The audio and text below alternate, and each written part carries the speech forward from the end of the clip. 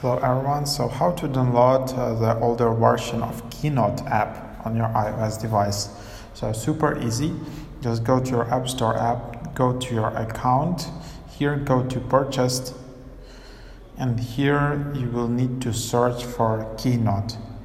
And then here, as you can see, there is a KEYNOTE app back from 2014, and then if I just press on this cloud, I will be able to download to this device. So yeah, that's super handy. Otherwise, if I search, for example, here, sometimes if I'm on older device, for example, like this one, I won't be able to see that because the new KEYNOTE app requires iOS 13 and I don't have it here. But this way, which I just showed you, I will be able to use KEYNOTE just on my older device without need to update to newer iOS.